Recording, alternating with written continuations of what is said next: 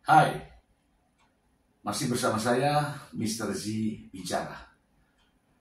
Tentu saja bicara tentang kebenaran berdasarkan fakta, data, dan realita. Teman-teman, ini mengundang perhatian publik ya terkait penetapan Nikita Mirzani sebagai tersangka oleh Ditcyber Polda Metro Jaya. Hal ini atas laporan dari seseorang terkait dengan kerugian yang dideritanya, yaitu sebesar 4 miliar rupiah. Saya ingin membacakan informasi ini kepada Anda, kemudian nanti kita akan membahasnya. Apakah ada peluang lolos Nikita Mirzani dari jeratan kasus ini. Saya bacakan langsung dari sumbernya ya. Kasus dugaan pemerasan Nikita Mirzani, kronologi hingga alat bukti. Ini dari Detik News ya. Saya langsung bacakan ke kronologinya terkait dengan penetapan Nikita Mirzani sebagai tersangka. Oke, Nikita Mirzani ditetapkan sebagai tersangka yang diduga meminta uang tersebut dengan dalih tutup mulut usai menjelekkan produk milik pelapor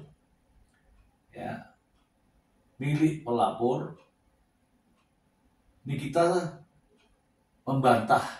membantahnya. Namun polisi telah menetapkan Nikita Mirzani sebagai tersangka dengan 3 undang-undang yang berbeda. Ya. Kemudian bagaimana dengan tanggapan Nikita Mirzani terkait dengan kasus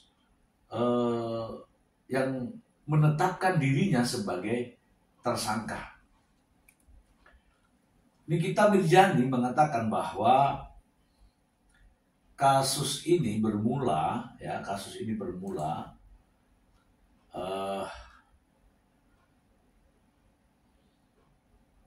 adanya client endorsement ya. Ini saya bacakan ya, kronologi versi Nikita Mirzani. Nikita Mirzani membantah tuduhan pemerasan 4 miliar dan mengklaim uang tersebut adalah untuk endorsement. Kuasa hukum Nikita Mirzani, Fahmi Bahmid, mengatakan justru Nikita Mirzani yang pertama kali dihubungi oleh RGP melalui asistennya, yaitu Mail. Ya, dia yang dihubungi salah satu staf dari Nikita yang bernama Mail. Dia yang hubungi dan dia minta supaya direview yang baik-baik. Ini kata Fahmi Bahmid yang mengatakan bahwa endorsement ya. Dari percakapan antara Ismail dengan seseorang yang melapor tersebut, itu ada komunikasi masalah uang. Jadi gimana caranya dia bisa berikan uang. Nah, dari percakapan itu terungkap angka 5 miliar. Tapi dinego menjadi 4 miliar. Setelah itu diberikan secara 2 kali ya. 2 kali. Kemudian setelah diberikan uang itu, Ismail diingatkan supaya nanti di November nanti yang akan datang, supaya mengingatkan dibayar kembali. Ini menurut versi Nikita Mirzani ya. Dalam kasus ini pihak kepolisian menetapkan sebagai tersangka dengan jeratan ini ya. Kalau saya membaca ini,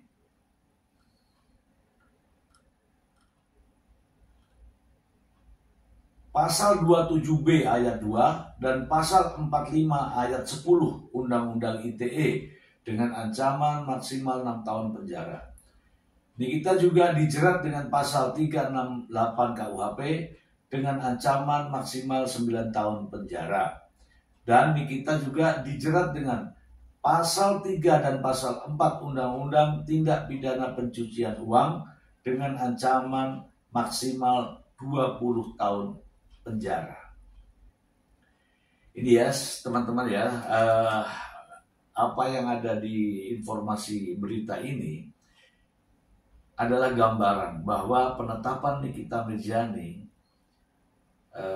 yang sudah ditetapkan oleh Polda Metro Jaya ternyata ada 3 undang-undang. Ini semua berbeda dan karakternya berbeda-beda. Saya ingin membahasnya, mudah-mudahan bisa memberikan edukasi ya kepada kita semua. Tadi sudah disebutkan terkait penetapan Nikita Mirzani ada 3 undang-undang yang berbeda. Yang pertama adalah Undang-Undang ITE, yang kedua adalah KUHP, ya. Kemudian TPPU. Kita berbicara mengenai ITE. ITE di sini adalah ada ancaman ya yang dapat membuat orang lain ketakutan, kemudian mendapatkan keuntungan bagi si pelakunya. Tetapi perbuatannya dilakukan dengan cara menggunakan alat-alat elektronik ya seperti WhatsApp, TikTok, kemudian semuanya yang kaitannya dengan elektronik itu masuknya di Undang-Undang ITE. Masalahnya sekarang, apakah ada pengancaman? Apakah ada pemerasan? Ya kalau ancaman pemerasan tidak ada, kemudian ada keuntungan, ya harus dibuktikan nih laporannya si dokter itu. Apakah dia merasa terancam? Apakah dia merasa diperas? Itu kaitannya Undang-Undang ITE. Kemudian mari kita lihat pasal 368 KUHP tentang pemerasan. Terkait pemerasan yang diatur dalam KUHP pasal 368 ini harus disertai dengan ancaman atau ancaman kekerasan. Tidak bisa dipisahkan, hanya menguntungkan diri sendiri, mendapatkan sesuatu dan sebagainya, tidak bisa. Harus terlihat dengan jelas ancaman atau ancaman kekerasannya terkait dengan untuk mendapatkan uang 4 miliar. Harus dibuktikan ancaman atau ancaman kekerasannya. Oke. Kemudian terkait dengan tindak pidana pencucian uang. Ini sebenarnya terakhir ya, memang ancamannya tinggi, namun syaratnya harus terpenuhi. Tindak pidana pencucian uang ya, seperti yang saya sudah pelajari, harus ada asal usul uang, harus ada tindak pidana yang mendahului. Dalam bahasa TPPU yaitu predikat crime-nya. Ya tidak bisa berdiri sendiri langsung, kamu TPPU, tidak bisa.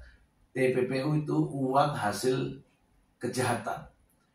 Dalam syarat TPPU harus ada transaksi keuangan yang mencurigakan. Nah, apakah transaksi Nikita Mirzani dengan Dr. Gladys ini ada yang mencurigakan? Oke teman-teman, ini ramai diperbincangkan di berbagai media. Nikita Mirzani dikatakan tidak melakukan pengancaman. Nikita Mirzani diberi uang. Nikita Mirzani mendapatkan uang. Nikita Mirzani mendapatkan endorse. Ya, sama juga yang dikatakan oleh sang pengacara. Bagaimana supaya Nikita Mirjani mendapatkan uang tersebut dikatakan sebagai uang yang sah? Saya ingin membahasnya satu persatu. Yang pertama, kita membahas mengenai bonus. Apakah ini sebagai bonus? Kalau bonus itu sah, jadi tidak boleh diganggu-gugat. Ya kan? Apakah ini bonus? Bonus itu diperoleh karena adanya prestasi atau sebagai reward, ya, sebagai reward. Dan Nikita Mirjani bukan ini, ya, maka bonus kita coret. Kemudian apakah ini gaji? Tidak. Nikita Mirjani bukanlah karyawan dari Dr. Gladys, ya, Reza Gladys, ya. Apakah ini tunjangan? Bukan. Tunjangan diberikan kepada orang-orang yang memiliki jabatan tertentu. Dan Nikita Mirjani tidak memiliki jabatan tertentu di perusahaan Dr. Gladys ini. Kemudian apakah ini keuntungan? Tidak. Kalau keuntungan itu bahasanya harus dari hasil bisnis atau berdagang. Dan Nikita Mirjani mendapatkan 4M bukan dari sini, teman-teman. Kemudian apakah ini sumbangan? Tidak juga, karena sumbangan itu pemberian untuk bantuan. Apakah Dr. Gladys ini memberikan bantuan kepada Nikita Mirjani? Tidak. Ya, ini adalah daftar-daftar perolehan uang yang sah. Yaitu ada bonus, ada gaji, ada tunjangan, ada keuntungan, ada sumbangan. Kemudian donasi atau donatur. Apakah ini bagian daripada donasi? Seorang memberikan uang sebagai donatur kepada Nikita Mirjani? Ternyata tidak juga, teman-teman, ya, tidak. Apakah ini juga fee? Tidak, ini bukan fee, karena fee itu atas prestasi atau keberhasilan sehingga mendapatkan fee. Ya, fee. Nah, bagaimana Nikita Mirjani bisa lolos dengan tudingan semacam ini?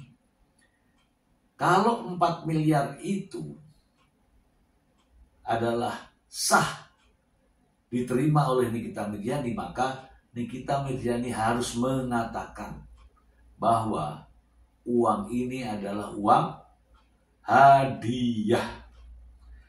Ketika Nikita Mirjani mengatakan ini hadiah, maka sah baginya. Namun Nikita Mirjani harus bisa membuktikan bahwa ini sebagai hadiah. Kalau Fahmi Bahmid mengatakan endorse. Kalau endorse ada kontrak. Kemudian ada kerjasama. Yang satu memperkenalkan merek dan yang satu mendapatkan haknya. Saya rasa ini bukan endorse. Yang tepat adalah hadiah. Supaya Nikita Mirjani lolos dari jeratan pidananya. Saya ingin bacakan apa yang dimaksud dengan hadiah. Simak ya teman-teman ya, supaya kita tidak bertanya-tanya terus ya. Karena ada itu, atau kan diberi, iya diberi, apa namanya, kan gitu ya. Diberi uang, kenapa? Uang gaji. Diberi uang, kenapa? Uang bonus. Diberi uang, kenapa? Uang tunjangan. Diberi uang apa? Uang apa namanya? Donasi atau fee dan sebagainya. Tetapi kalau hadiah, beda teman-teman. Saya akan bacakan ini ya. Hadiah adalah pemberian kepada seseorang tanpa adanya penggantian. Hadiah dapat berupa barang, uang, atau lain-lain yang dianggap bernilai. Tujuan pemberian hadiah adalah untuk memuliakan seseorang, misalnya atas kedudukan, atas prestasi, atas peranan, atau jasa penting yang dimilikinya dalam sosial masyarakat. Nah, kan kalau ini disampaikan oleh Nikita Mirzani bahwa itu sebagai hadiah, maka tidak ada kewajiban Nikita Mirzani untuk mengembalikan, ya, definisinya tadi, ya. Hadiah adalah pemberian kepada seseorang tanpa adanya penggantian. Hadiah dapat berupa uang, barang, atau hal lain yang dianggap bernilai. Inilah yang bisa setidak-tidaknya Nikita Mirzani bisa mengatakan bahwa apa yang diperoleh terkait dengan uang 4 miliar itu adalah sah. Nah, untuk ini bisa menjadi hadiah haruslah dibangun. Apa yang dibangun? Ya, kalau saya lihat Nikita Mirzani sebagai seorang artis yang katanya sering menyuarakan tentang kebenaran. Dengan suara kebenaran itulah dia dikenal seseorang, dikenal oleh banyak orang, dikenal oleh masyarakat luas. Gitu. Ada juga yang pernah saya mendengarkan bahwa Nikita Mirzani itu menyuarakan kebenaran dari kaum atau rakyat jelata. Nah, itu silahkan dibuktikan.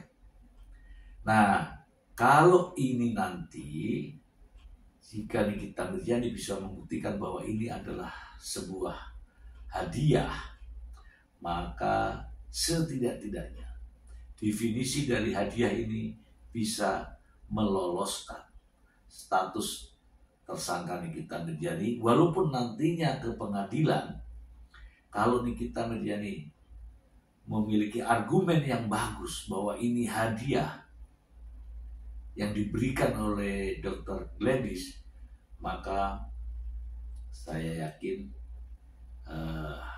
bisa bebas. Ya, mudah-mudahan Nikita Mirzani mendengarkan ini. Ingat ya, ini uang apa? Sebut hadiah. Silahkan bagaimana argumentasinya nanti, terus mengatakan sebagai hadiah. Semoga bermanfaat. Terima kasih.